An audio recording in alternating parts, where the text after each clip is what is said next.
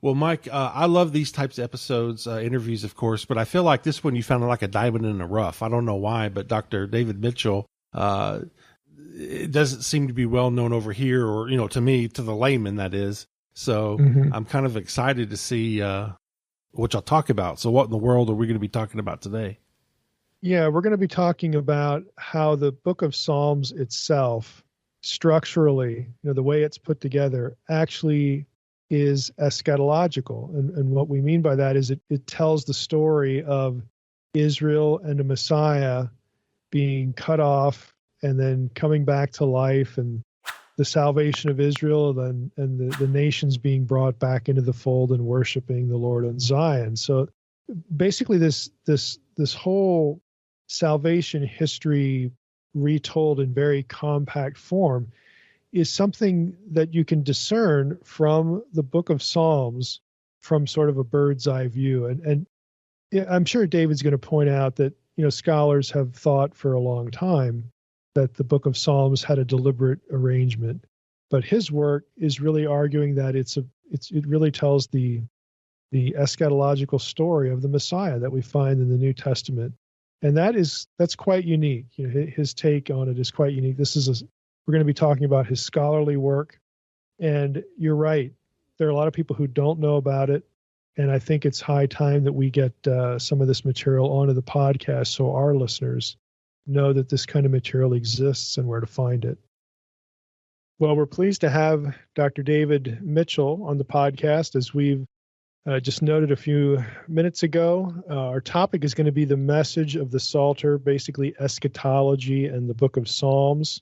So before we get into the actual questions, David, what we typically do here is I will ask you to introduce yourself. I mean, you're going to be new to the audience, and frankly, what we do here, the audience is growing all the time, and there are going to be a lot of people who are new. But for our discussion today, it's really going to focus on one of David's books, and I'll tell the audience which that one is. And then we'll just get into our topic. So, David, why don't you just introduce yourself? Who is David Mitchell? All the standard stuff. Where'd you get your degrees? What have you done in ministry or scholarship? And just give our audience an idea of who you are. Right. Well, here I am. My name's David Mitchell. I'm Scottish, as you may be here. And my doctorate in Hebrew Bible is from New College, Edinburgh University. And there I was very capably supervised by Ian Provan, who is now a professor in Vancouver, and by Professors John Gibson and Peter Heyman and John O'Neill. Apart from that, I have a degree in English Literature and Music and a master's in Biblical Interpretation from London School of Theology. Yet, for all this, I haven't done much work as an academic theologian. In fact, for most of my life, I've been a pastoral musician in one way or another, though I was also a school teacher for 8 years. The reason why is that at the end of my PhD, I looked at the book of Psalms and I said, what is this teaching me to do? And everywhere I looked, I saw the director of music. So that was the way I went. Not only by choice, just that these were the doors that opened. Mm-hmm. It's fair to say I did turn down a postdoctoral post, which in retrospect, maybe I shouldn't have done. I don't know. But I enjoy being a musical director. I feel incomplete without being able to work with music. So for the last 15 years, I've been director of music at Holy Trinity Brussels, which is the Anglican Cathedral of the Diocese of Europe. And in non-COVID times, I'm pretty busy there with singers and choirs and orchestras and instruments and music scores and recordings. And I have the great joy of leading big choral orchestral events many times a year. Bach Passions, Handel's Messiah, Mozart Masses, Haydn Masses, big Christmas carol services with orchestra. But since COVID struck, live music has basically been reduced to a single instrument, organ or piano, and a cantor or a worship leader. But we hope it's beginning to open out again here in Europe, but that remains to be seen how long that will continue. Wow. Well, I'm not going to rabbit trail here, but you mentioned Peter Heyman. Oh, yeah. I didn't know that he was one of your professors. He wrote an article that was really helpful and I think influential for my thinking when I was in graduate school. It was the one on is monotheism a misused term in biblical or Jewish studies or something like that. Yeah. So I do a lot with divine counsel, divine plurality material, and so that was an important article. It was, I guess, the best thing I can say about it is it was honest. Yeah. Just about what you get after the presumed evolution to monotheism. It's like there are a lot of people that just didn't get that memo, and what do we do with that? Yeah, that's interesting. There's a lot of that stuff in the Kabbalistic literature, plurality of the Godhead, Metatron, and I read into all that. Peter was very strong on Kabbalah, but he's also the one. He's also the one who helped me to start translating Byzantine period Midrashim, so I owe him for that. Yeah. That's just a real interesting connection. I did not know that. Wow.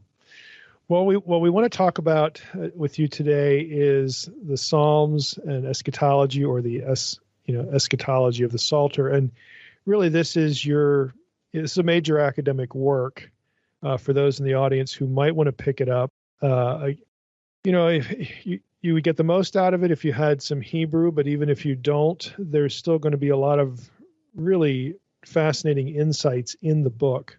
Do you know if it's available just generally, or is it now you have to get it used? No, it's available in paperback. Good. On Amazon. I was actually trying to put up another version today with just. Oh, that's right. Yeah, you took it back and republished. I republished it myself. Yeah. The copyright came back to me in 2003. Yeah. I realized there was a double page at the beginning, and I tried to fix that, and now I'm not getting it uploaded. But I think the former version is still in sale, and having a double page at the beginning won't hurt you. So sure, still there. Yeah. So the book is David C. Mitchell, The Message of the Psalter, subtitle An Eschatological Program in the Book of Psalms, and this was originally published as part of the Journal for the Study of the Old Testament Supplement series by Sheffield Academic Press back in 1997. And as David just reminded me, he owns the copyright now. He got that back, and so he's republished it, and so it is available on Amazon. So we want to get in.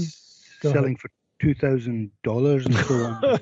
you don't need to pay that anymore. No, there's still somebody trying to sell one there for $900, but I'm also selling the hardback copy if anybody wants it. I think it's £60 or something. That happens to me. That you get things that go out of print or change publishers, and then there are these people that either they see the old ones as a collector's item, or maybe I signed one or something, and now it's $1,000 on Amazon. Yeah, don't do that. You don't need to do that. All right, so let's just get into this topic. I mean, when I came across this book, I'll admit, in graduate school, I didn't spend a lot of time in the Psalter. Psalm 82, obviously, but there and a few scattered other things. But I never had a course that sort of systematically approached the Psalter at all. And when I saw the title of your book, I thought, boy, that sounds interesting. And it really is quite interesting. People in this audience have probably heard that there's some sort of structural logic to the Psalter. I mean, that idea is out there, that it's not a random thing that was put together. There's actually some, you pardon the expression, intelligent design behind the thing. Yeah. And here you go, offering one version of that. Go ahead. Well, yeah, this idea that there is intelligent design is around, but it wasn't always there until, I would say, well, let's talk about the history. Yeah. About 7 years before I began my research, a U.S. scholar, Gerald Wilson, published a book called The Editing of the Hebrew Psalter. And Wilson did two things. He devoted a lot of attention to the layout of the Psalms, and he showed that the Psalms collection was not just random, but carefully structured. And the second, he wasn't the first person to do this. Delitzsch had made some comments along this line, and one or two others. And Westermann, they talked about concatenation, how similar psalms are together. But Wilson was the first person to say, no, the whole book is a big meta-narrative. And then he concluded that the big story was actually that the house of David had failed and was finished, and Israel must trust in God alone. And Wilson concluded that the Psalms were a kind of historical oratorio, like Elijah. Now, I agreed with Wilson's first point. I was already seeing something of the careful structure of the Psalms, and Wilson's evidence confirmed it to me. And I agreed it was like an oratorio, which is, a complete work composed out of small sections. But I disagreed completely with his view that the house of David was finished. It was at odds with the Bible. It was at odds with all early Jewish literature. It was at odds with all early Christian literature. Nobody ever said the house of David is finished. They all said the Son of David is coming. And when I looked at the narrative of the book of Psalms, I saw exactly the same thing. The Psalms narrative moves through a sequence of troubles and reverses until the appearance of a hero like David, who comes to set up his throne on Zion and to gather Israel and receive the homage of the nations. So I agreed with Wilson that the book of Psalms was an oratorio, but unlike Wilson, I said it was an oratorio like Messiah, not like Elijah. So I saw it as future. He saw it as past, as retrospective. I saw it as prospective. Yeah, well, that feels so idiosyncratic on his part, as you pointed out, to have the dynasty of David just, well, we're done now. Yeah. Wasn't that a depressing failure? Exactly. Yeah. And the really interesting thing is that his own tutor, Brever Childs, had already made some comments about the book of Psalms being prophetic. But Wilson decided to ignore what Childs had said and went his own way on it. It feels like he's out there on an island with that conclusion. Yeah. Not just in academia, but what do you do with all the Second Temple period expectation? It seems really odd. Yeah. So this is going to go completely the different direction and be a corrective. So is this what for our audience? I do want to have you define eschatology, and maybe you just did it, but when you talk about an eschatological program, is this at the core of what you're talking about, the Davidic dynasty and its future, or is it something else? So can you define that term and how it gets used in academic discourse? Yeah. Eschatology means the last things, the study of the last things, but it can mean different things to different people. Some people of an Augustinian background, Anglicans, Presbyterians, Catholics, might use it for the question of where we go at the end of our mortal life. But I think that is not how most biblical theologians use it. That is certainly not how I use it. I think we should use it to refer to the things that will happen at the end of the age. That is, the wars and the conflicts that will come at the end of the age, and the place of Israel and the nations within this scenario, and the coming of the Messiah and his kingdom. That's what I mean by eschatology, and that is what I think most biblical scholars mean by eschatology. Okay, well, that's a good succinct definition. What's your basic argument then? What do you mean by saying that there's an eschatological program or some eschatological orientation or logic to the Psalms? Just in general terms, how would you describe what it is you're seeing or are trying to get after? Yeah, well, I think this deals with the whole question of messianism in the Old Testament, and there are several points here. Old Testament messianism is indeed about the Messiah, the king of the righteous king, but there is more to it than that. It always involves a sequence of events, and this isn't just my idea. I mean, even C.H. Dodd was saying this back in the 1960s. That there is that some of the prophets begin to contain a messianic timetable. And it's a sequence of events associated with the king, both before and after his appearing. And these events will include the scattering and gathering of Israel, an attack on Israel by foreign nations, the Messiah setting up his throne in Zion, and so on. It's also important to note that this story develops over time from its beginnings in the book of Moses, through the major prophets, right down to Zechariah, who is in many ways the sum and the climax of the prophet's message about the Messiah. And yet, we can also even say that it has deep, deep roots, because even the Baal cycle contains something very similar. I mean, the Baal cycle is not just one event, it's a whole sequence of events where Baal has to fight for his holy mountain, and he's dethroned, and he has to fight against death and chaos, and then he finally gains his holy mountain and rules. And the Messianic timetable in the Psalms is not dissimilar. Now, are you saying that? Well, let me ask the question this way: do you think that the Psalter, the overall book of Psalms, A, presents all these elements sort of randomly or disparately, or B, that it presents all these elements in a coherent order? Which of the two? Oh, I think it's a coherent order. I even say that in the abstract of the book, that, there's the king, a bridegroom Messiah appears, and Israel is gathered in. The nations gather for war. The king is cut off. Then the Israel is scattered in the wilderness, and then the king reappears from the heavens, and there are chants of victory, and all the nations go up to worship at the Feast of Tabernacles. This is the sequence we see in the book of Psalms. Can you walk us through that? Maybe pick one psalm for each of those elements, or the core elements. Walk us through how this looks. So the bridegroom king would be Psalm 45, which is which has some parallels to Zechariah chapter 9, the appearance of the Messiah there. And then the king reappears again in Psalm 72, which again has parallels to Zechariah chapter 9. But in between that, then in Psalm 50, the Messiah begins to gather Israel. And then Psalm 73 to 83, the Psalms of Asaph, the nations are gathering together for war against Israel. And in Psalm 88 and 89, the king has been cut off. In Psalm 88, he's a man in Sheol. And in Psalm 89, there's a lament for the Messiah and for the breach of the divine promise in the fact that the Messiah has been cut off.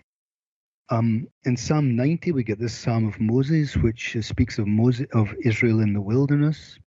And this develops, there are very important things I could say about Psalm 91 and 92, but I don't think we have the time there, the details would be complicated. But finally, in Psalm 110, we have a heavenly king appearing who comes to conquer the earth. And then we have all these cries of triumph in Psalms 111 through to 118. And then there's this long psalm of repentance, Psalm 119, where Israel, who has strayed like a lost sheep, returns to the law.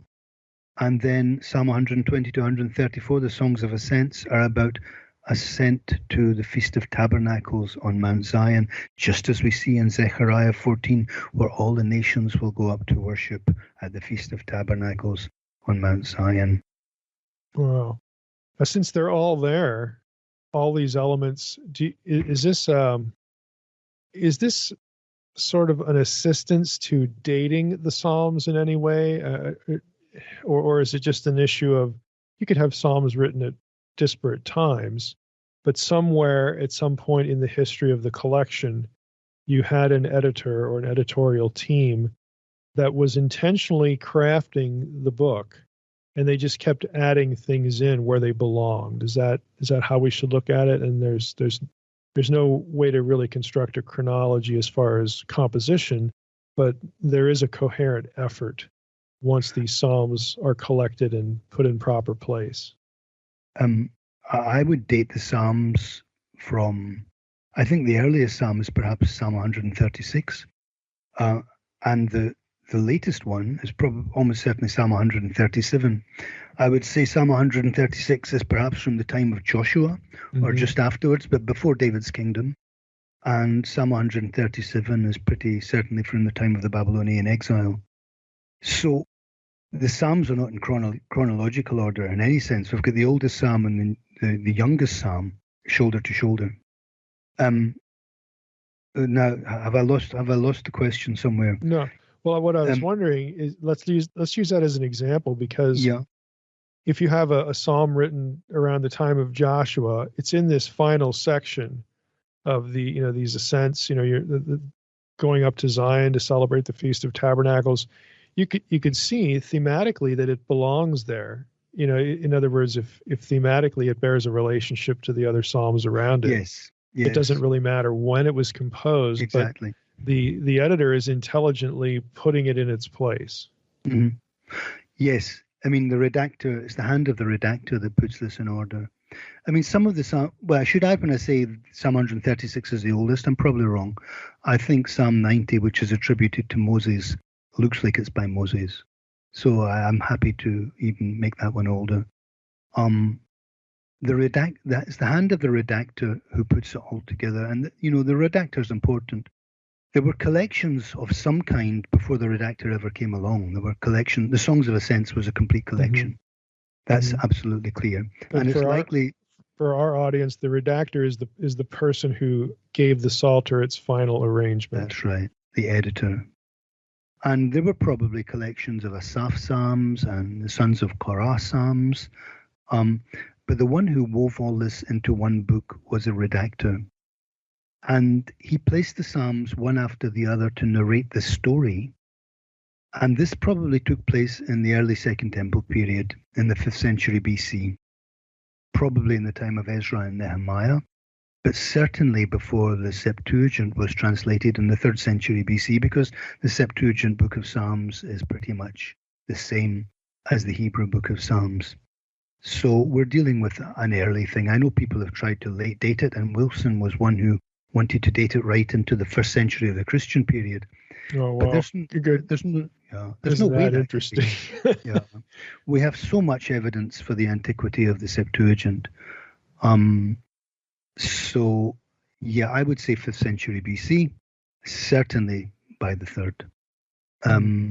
So the story of the book of Psalms is bigger than its parts. You can treat each psalm individually. You can read "The Lord's my shepherd," and it can speak to your soul. You can read "He will bear you up, he will command his angels concerning you to bear you up and on their wings, and it will speak to your soul." But the whole story of the book of Psalms is bigger than its parts. And we must recognize that just in the same way the Holy Spirit inspired the psalmists, he also inspired the redactor who took the Psalms, the separate Psalms, and made them into one book.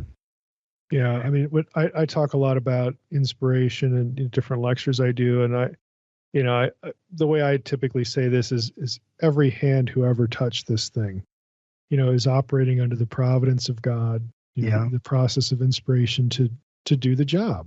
Yeah. And, whether we can pinpoint, let's stick a flag here in our timeline and say everything's done now, that's far less important than recognizing that most of the people who touch the text that we have, we'll never know their names, but God used them. He raised them up and he used them to give us this product. And, we need to do what we're essentially talking about here. We have to try to look at the text and discern what the point was, what they were trying to communicate, not just in the content of the Psalms, but in this case, the whole structure. You were supposed to be able to detect this. It's not designed to be cryptic. You were supposed to have enough of a command of the Psalter that you could read it through and detect the flow of the story. And somebody had to do that. I think the wise were expected to do that. I don't think everybody was expected to do that. Well, we bear the burden here because we're a literate society. we're trying to be the wise, Yeah. Just a little more on the redactor. Is this business of redactor intent what the redactor wanted that justifies us taking the Psalms as a prophetic text? Someone can say the Psalms are not prophetic. Some of them refer to the events of Israel's history. Some of them refer to things that David did or things that Solomon did. But because the redactor gathered all the separate Psalms into one book, speaking about the Messianic times, that is the basis on which we can interpret each separate Psalm within the book, as pointing to that time.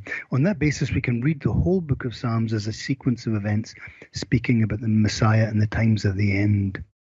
And of course, these days, the idea of a messianic meta-narrative in the Psalms is pretty widely accepted.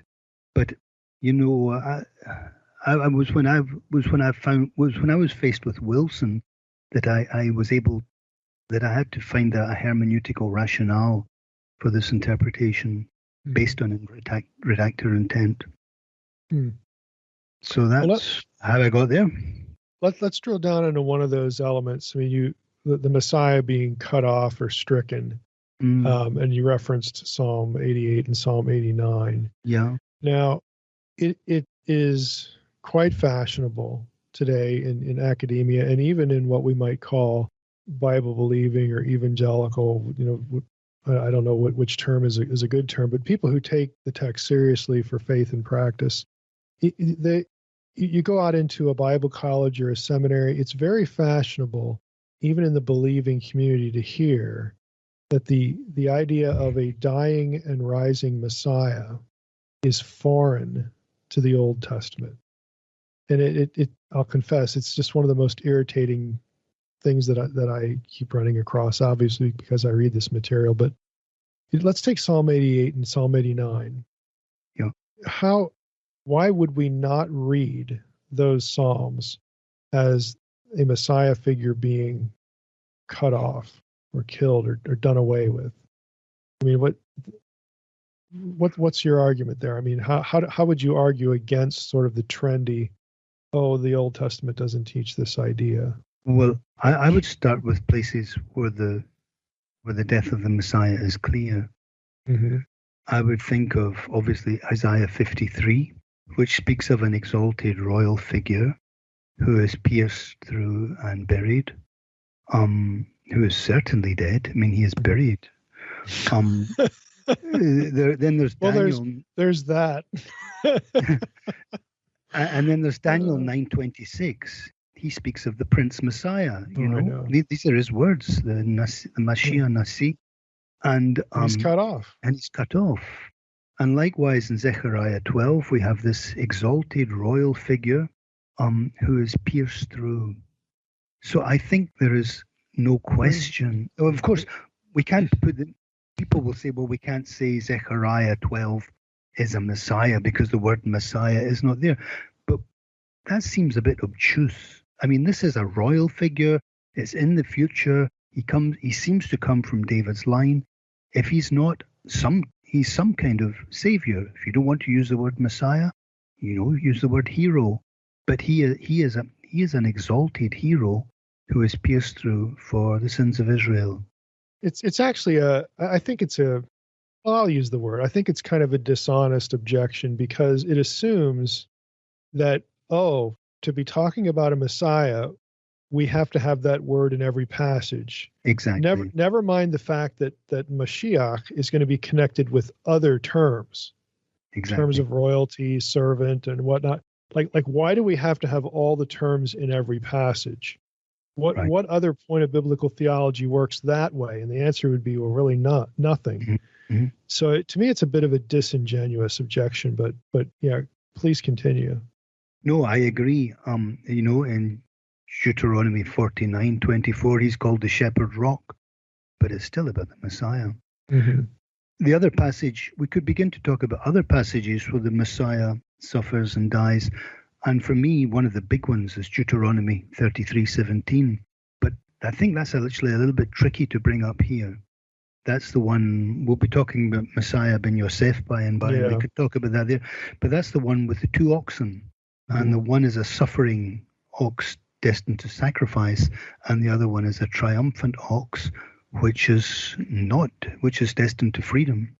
So that's the shore and the ram, the sacrificial ox and the wild ox. And I mean, if anybody wants more evidence, there is a dying Messiah in Judaism. He is well covered up, but he is undoubtedly there. But again, I think we need to leave that for Messiah, for Messiah ben Yosef. Yeah, we'll do that. We'll have another conversation about that. But let's go to Psalm 89. What or 88 and 89, what do you see specifically in these Psalms that would sort of echo or be congruent with Isaiah 53 and Daniel 9 and the Zechariah passage? What we see there is in Psalm 86, we see the Messiah, David, surrounded by enemies who are seeking his life. And it's actually quite a desperate psalm. And he's surrounded and he sees no way of escape. And then suddenly we jump to Psalm 87, which totally changes the scene. And there's a picture of all the nations worshipping in Zion. And then we come back to Psalm 88, and here's this cry of this man who is in Sheol. He has fallen to the world of the dead, and he's wandering there, God forsaken. And then at the end, and then this is followed by Psalm 89, and somebody is crying out to God. He starts by rehearsing God's promises and his faithfulness and how he said he would never desert the house of David, and yet you have rejected and cut off your Messiah. And the word Messiah is perfectly clear there. And the question is, who is he speaking about? And if you want to look for a historical context for it, I think it may be about the situation of Rehoboam after Shishak's invasion. But I think the redactor certainly intends it to point to the Messiah, the future Messiah. Yeah, in Psalm 89, it starts off with, the reiterating the promise. Again, this is right after the Davidic figure is in Sheol. Yeah. And so you get to verse 3, I have made a covenant with my chosen one. I have sworn to David, my servant. I will establish your offspring forever. Yeah. So Psalm 89 begins with that. And then, like you said, you get down and David, I have found David, my servant, verse 20, I've anointed him. My hand will be established with him. And then you keep going on, and David is referred to as Elyon, okay? He's going to be set above all the other kings of the earth, and I will establish his offspring forever, verse 29. And it's all this positive stuff, but then it sort of reverts. And now you have cast off and rejected, you're full of wrath against your anointed. There you have the Mashiach. You've rejected him. So it's almost like there's this tension of, is it over or not? Doesn't seem like it is, because of these promises and so on and so forth. Yeah. As a Jew, it would seem to me that it would be very difficult to read that and not see the faithfulness of God elements in the covenantal talk. Lord, where is your steadfast love of old by which your faithfulness you swore to David, toward the end of the psalm. Why do you think people resist seeing in this psalm and some of these other passages a dying Messiah and also a rising Messiah? What's the resistance here academically, do you think? Why? It's interesting, this. One of the things I think we're noticing now is that, people, especially people like Boyarin, they're pointing more and more to how Christianity and Judaism were fundamentally much more similar than we've been led to believe. And Boyarin now seems willing to admit that some people in Israel believed the Messiah would die. So that's nice of him. Yeah. Do you think it's really as simple as that we want to talk about how closely related these two things are, and this dying Messiah thing is going to mess it up? Well, I think it's going to create friction. I mean, classical Judaism has to reject everything that Christians believe, and therefore, if we say the Messiah is going to die, then surely they have to deny that, because there's this wonderful passage in the dialogue with Tryphon, where Justin tells Tryphon from the scriptures that the Messiah must die. And Tryphon says, well, we understand that the Messiah has to suffer and perhaps even die, but we cannot believe that he could ever die a death as shameful as that. And I think this is the issue. I think the cross, as Paul says, was just such a scandal to those who couldn't accept it. that they had to deny the sufferings of the Messiah altogether. But clearly, in Trypho's time, the 2nd century, there were Jews who were still willing to admit that the Messiah might die. And there's this wonderful text, Pasikta Rabati, and there we find the Messiah hidden under God's throne before his revelation on earth. And he discusses with the Almighty what is going to happen to him when he comes down, and it's explained to him how he will have to suffer torments and tortures. His death is not explicitly referred to, but I think it's certainly implied. And this is a Jewish text through and through and through and through, because throughout Pasikta Rabati is full of anti-Christian polemic. It can't possibly be a Christian text. So this view did continue in Judaism. We know it did. And of course it continues absolutely in the figure of Messiah ben Yosef, but that's more than we can discuss here. Do you let's say I'm a graduate student and I'm walking into a class on the Psalms or biblical theology or something oriented to Messianic, profile or whatever. Why does my professor, who's a Gentile, speaking to a room full of Gentiles, why again are those sorts of academics prone again to deny this? Is it because they want to keep some academic standing with their fellow Jewish colleagues, or is it something else? Because I just think some of these passages, that's where I'm driven to, because I just don't understand why. Let me put it this way. I can understand why they would want to resist being quote unquote dogmatic about some of these Old Testament passages. There's wiggle room here for some other interpretation. Okay, well, fine. But then when you get into, again, some of this external literature, and you have this stream of tradition that, as you just said, it never goes away. How they can sort of pretend that it doesn't exist and use these categorical statements like Second Temple Judaism or Judaism never would have taught this idea. That just seems really bizarre. I mean, I don't know any other way to put it. I completely agree. I mean, it's a denial of the evidence. There is so much evidence that Israel believed the Messiah would die. There is so much that to assert otherwise, I think they simply cannot know they cannot simply know the evidence. Anybody who looks at the Messiah ben Yosef tradition cannot possibly deny that Judaism did not believe in a dying Messiah. Mm-hmm. Mm-hmm. It's right there in the Talmud. When Messiah ben David shall see that Messiah ben Yosef is dead. Sukkah 52b is there. Mm-hmm.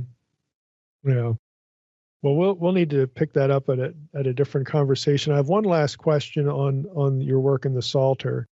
Does your work exist in any other sort of short form? Because you take a lot of the Josephite Messiah material that you have published in scholarly journals, and then you created a book out of that material, or at least to operate alongside.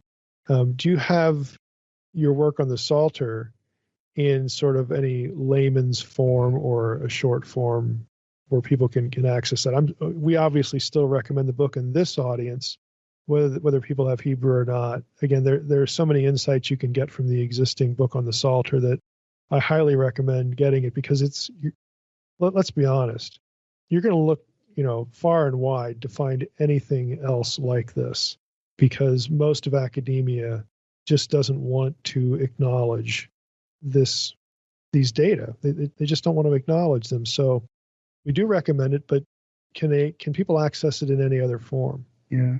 Just one other comment there. Sure. There's a number of researchers have followed me in this business of there being an eschatological timetable in the Psalms. But the one thing that many of them do seem to drop out on is the question of the death of the Messiah. So there we go. Slip through the net. but some follow me a bit closer. Others say I'm reading black Christian suppositions into it. But that's nonsense. I mean, it's already implied in the Baal cycle. That doesn't mean I'm a pagan. It does mean that Israel saw a sequence of events like the Baal cycle, leading up to the end of the age. Well, for my audience, that's going to warm their heart, because Good. the serious people in my audience, through like in book form, Unseen Realm is the book I'm known for. Yeah. But I have a few journal articles where I argue that the vice regency of the Baal cycle was brought over or adapted in Israel, where you have Yahweh occupying both slots, both the El and the Baal slots, and so you have this God as the deity in human form as being a co-regent that is the same but yet is different than the one at the top. And if you're going to do that with the Baal cycle, then look at what gets attracted or drawn on with it. You get this whole story about the rise to kingship and becoming Lord of the Nations. That's a Baal title. Absolutely. So you have all of this sort of glommed onto this second figure who just happens to be God in human form, God as man in the Old Testament, this mysterious figure, and you tie that second person, the second Yahweh, so to speak, back to the angel of the Lord. And then you see what the New Testament does with all this, and lo and behold, how did we get to Jesus? There he is. All these things sort of work in tandem. They're a matrix of ideas, and these you're just giving it more ammunition here, with the Psalter. And so the Baal connection, the Baal or Baal cycle, my audience who has read my journal material and the stuff I do in Unseen Realm, they're going to have like 2 thumbs up for that. They're going to understand why good. You're referencing that, because that becomes part of it. It's part of a polemic, sure, but it also helps transmit a set of ideas originally to a Canaanite Israelite audience, and then it just gets carried through. It just gets carried through because you have people in the Second Temple period who, guess what they're doing? They're reading the Hebrew Bible and they're thinking about it and writing about it. And the New Testament, of course, is part of that. And then when you have Jesus show up, it's okay. This just fills in all the gaps. This tells us, this gives us our hermeneutic now. So that's a coherent thing for this audience to hear. They're going to understand that, and they're going to see how it relates to high Christology. And it's not an elevation of paganism. It's a vehicle through which we can understand how we got to high Christology. So I'm glad to hear that, but I don't want to go on too much of a rabbit trail there. But just to reaffirm for you, you're speaking or preaching to the choir here. When it comes to this sort of thing. Good. You asked about where people should go. Yeah. If they want a bit more information. It's best to go to my website, which is brightmorningstar.org. And when they get there, they should appropriately named. They should find the message of the Psalter page under the publications tab. There they can find a bit about the book. They can read the front chapter, the whole of the first chapter. They can download the appendices. It's fair to say that I wrote this book 25 years ago now, and my original hypothesis is unchanged. But I've rethought some details, and these have been published in scholarly papers. These are also available on my site and in my more recent books. My interpretation of Psalm 110 has changed quite significantly. I spend about 20,000 words on it in my most recent book, Jesus, the Incarnation of the Word. I'm also writing on that in a new book edited by David Howard, which is coming out soon. And that chapter will probably appear on my website. Is that the David Howard over here at Bethel? That's Seminary? right. Okay. That's right. I know him. Yeah. So there's quite a lot of my work around just to get a flavor of it. But start with my website. Okay. Well, that's great. So I just want to thank you for being here and spending some time talking with us about the Psalter. Like I said, I don't have a whole lot of experience in it except for some isolated, Psalms.